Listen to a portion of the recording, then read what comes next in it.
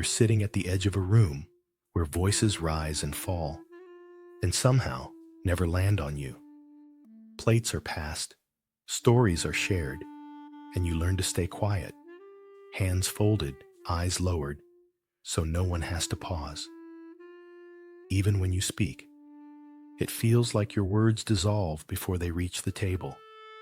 If this scene feels uncomfortably familiar, it may not belong to just one moment or one place. Sometimes, it quietly follows you forward, shaping how you show up, how much space you take, and how often you disappear without leaving.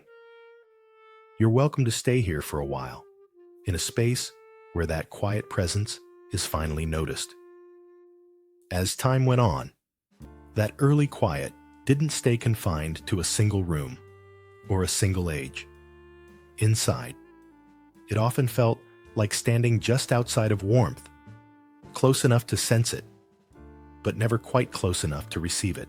There was confusion before there was sadness, a constant wondering about what had been missed or misunderstood. When attention passed over you again and again, the mind searched for reasons, and without anyone explaining otherwise, those reasons often turned inward. Silence became safer than asking. Not needing too much felt like a way to stay connected. Emotional invisibility wasn't something you chose. It slowly became the air you learned to breathe. For a child, connection is not optional. The people who care for you are not just caregivers. They are the entire world, the reference point for what is real and true. When that bond feels uncertain, the mind does something remarkably protective. It looks for ways to preserve closeness at all costs. If love feels inconsistent or distant, it can feel less frightening to believe that something is wrong inside than to believe the bond itself is fragile. Turning rejection inward becomes a way to keep the relationship intact. If the problem lives in you, then maybe it can be fixed. This isn't a conscious decision. It's a quiet adaptation, born from the need to stay attached and safe in the only world you know. Over time, these small inner conclusions begin to settle into something more solid. They don't arrive as clear thoughts or spoken sentences. They form quietly, through repetition, through moments that stack on top of each other without being named. A sense of self starts to take shape around ideas like being forgettable or having to try harder to be noticed. Love begins to feel like something that must be earned through effort, usefulness, or silence. Identity, in this way, isn't built through choice or reflection. It grows out of experience, out of what happens again and again when no one is watching closely enough to intervene. As adulthood unfolds, those early adaptations don't simply disappear. They often show up in subtle, familiar ways. There may be a pull toward doing things perfectly, as if precision might finally secure the attention that once felt missing. There can be a habit of smoothing things over, anticipating others' needs, or staying agreeable to avoid being overlooked again. Sometimes the opposite appears, a strong independence that insists on needing no one, because relying on others once felt too uncertain. In everyday life, this might look like staying late at work without being asked, holding back feelings in relationships, or leaving situations emotionally before anyone else can. These patterns aren't flaws in character. They are strategies that once helped you remain connected and protected. The body often carries these early lessons even when the mind has moved on. Long after childhood memories fade, the nervous system still responds to cues of distance or disinterest, as if something important is at stake. A delayed text, a distracted tone, a room that suddenly feels quiet can stir a sense of alertness that seems out of proportion to the moment. Emotions may rise quickly or shut down just as fast, without clear explanation. This isn't weakness or overreaction. It's the body remembering what the mind learned long ago. That being unseen once mattered deeply for survival.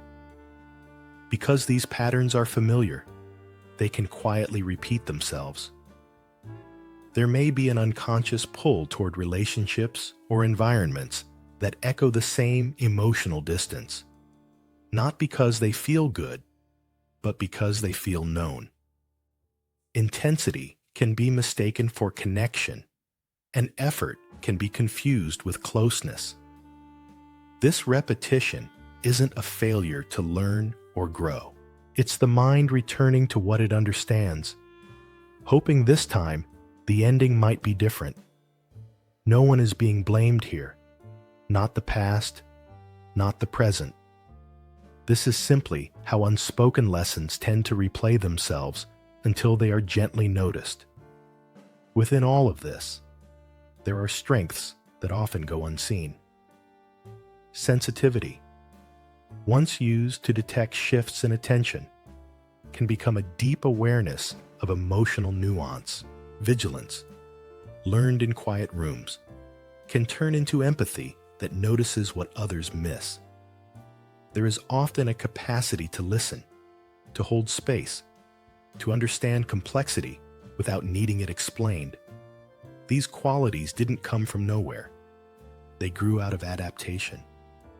Acknowledging them doesn't erase the pain that shaped them, and it doesn't romanticize the experience. It simply recognizes that survival required skill, even when the cost was high. Awareness begins not with fixing, but with seeing, with allowing the story to be named without judgment. When these patterns are recognized for what they are, responses to being overlooked, not evidence of being unworthy, something inside can soften. The experience becomes clearer, less personal, less shame-filled. Nothing needs to be rushed or resolved here. This is a moment of understanding, of staying present with the parts of yourself that learn to be quiet in order to belong. And for now, that noticing is enough to keep listening.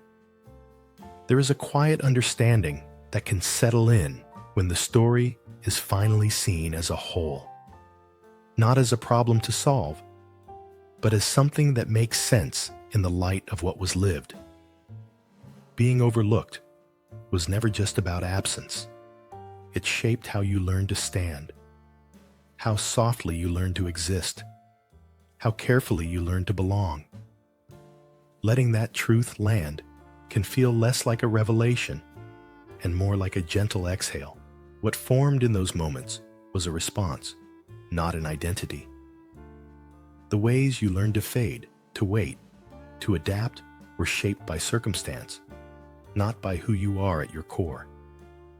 They were learned in relationship, in silence, in the spaces where attention didn't come. And learned things, however deeply held, are not the same as truth about your worth. The pain of being unseen doesn't disappear just because it's understood, and it doesn't need to. Nothing here asks you to erase it or rise above it. But understanding has a way of loosening what once felt fixed. When the pattern is recognized, it no longer defines every step forward. Awareness doesn't demand change. It simply makes room for choice. There is no urgency here, no requirement to arrive anywhere. Whatever unfolds does so gradually, at a pace that respects what was endured. And when you imagine that room again, the one where you learn to stay small, you might notice something new. You're still there, but now you're not invisible. And that recognition, quiet as it is, matters.